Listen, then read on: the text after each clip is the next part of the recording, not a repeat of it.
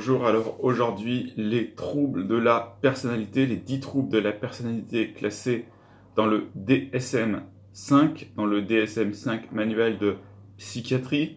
Eh bien, quels sont ces 10 troubles? Je vais les rappeler, puis on va voir le lien avec le Big Five, le modèle en 5 facteurs des traits de personnalité.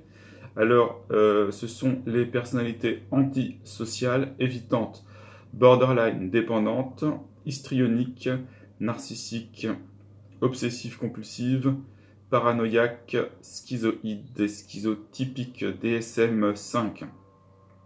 Alors, certaines de ces personnalités ont simplement, principalement, un extrême, un simple axe extrême.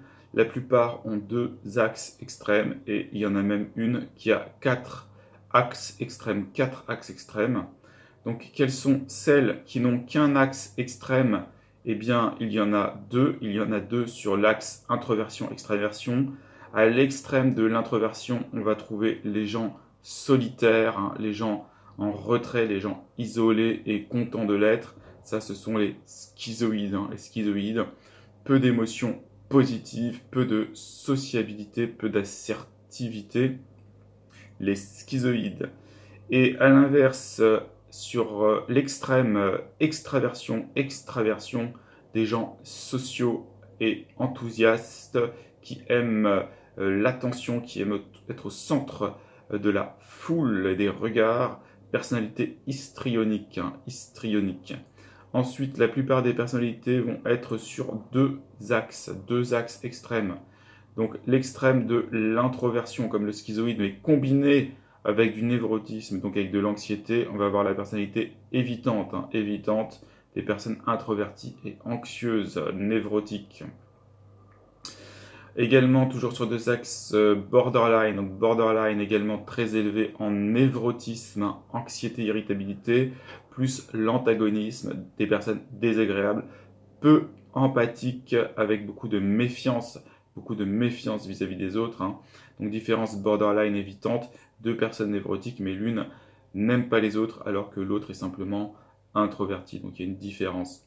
Ensuite, la personnalité dépendante. La personnalité dépendante, elle aussi, elle fait partie des personnalités névrotiques, névrotiques comme l'évitante, comme la borderline également. Donc la dépendante, elle aussi, elle va être névrotique, mais elle, son problème, c'est l'inverse. À l'inverse de la borderline, elle est trop agréable, elle est trop modeste, elle est trop dans la confiance vis-à-vis de l'autre et elle devient une personnalité dépendante à cause de ses angoisses. Ensuite, on va avoir la personnalité narcissique, toujours en deux. Donc elle va avoir l'extraversion comme la personnalité histrionique, l'extraversion, donc très sociale, très enthousiaste, surtout très très assertive, très affirmée. Mais en plus, elle va avoir l'antagonisme comme la borderline, l'antagonisme, donc elle n'aime pas les autres, elle n'a pas d'empathie et surtout elle manque de modestie, cette personne narcissique évidemment. Et ensuite, on va avoir les personnes obsessionnelles compulsives. Donc là, c'est un tout autre profil, obsessionnel compulsif. Ça se caractérise, d'abord par une certaine fermeture d'esprit due à une rigidité mentale, mais surtout un très haut degré de conscienciosité, d'ordre et d'industriosité. Donc ça va être des gens qui vont tendance à être des bourreaux de travail et à être surtout ce qu'on appelle des maniaques au sens familier, c'est-à-dire des maniaques du rangement, de l'ordre et de la propreté. Et la personnalité paranoïaque, donc elle, c'est une personnalité introvertie, comme le schizoïde, mais introvertie. Et en plus, elle est dans l'antagonisme, c'est-à-dire que comme la personne borderline, elle n'aime pas les autres, elle se méfie des autres. Personnalité paranoïaque, évidemment, elle se méfie énormément des autres, d'où son antagonisme. Et enfin, toujours sur deux axes, introversion également, et avec une certaine ouverture. Donc c'est assez paradoxal. Le schizotypique, schizotypique est introverti, manque de plaisir, manque de sociabilité, mais une ouverture aux idées, une ouverture à la fantaisie, et donc d'où ce côté un petit peu excentrique, avec ces idées bizarres de la personnalité schizotypique.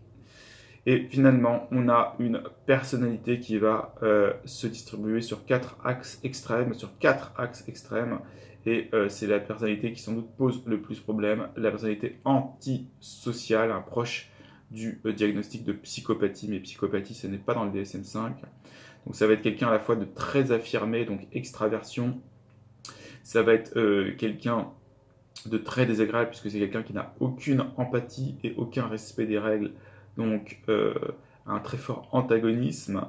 Ça va être quelqu'un qui est extrêmement impulsif au niveau de son comportement, qui n'a aucune structure, donc quelqu'un de très désinhibé, donc l'inverse de la conscienciosité. Et enfin, c'est particulier puisque dans son profil névrotique, on va avoir des deux, donc on va avoir du névrotique élevé et aussi du névrotique faible selon les facettes, c'est-à-dire que pour tout ce qui est la volatilité, et c'est-à-dire la tendance à la colère et l'irritabilité, ça va être très très élevé, et à l'inverse, pour tout ce qui est du stress, de l'anxiété, de la dépressivité, ça va être très faible. Donc ça, c'est la personnalité antisociale qui correspond plus ou moins au mélange de psychopathie facteur 1 et psychopathie facteur 2. Donc voilà pour aujourd'hui 10 troubles de la personnalité du DSM-5 analysés selon les 5 domaines du Big Five.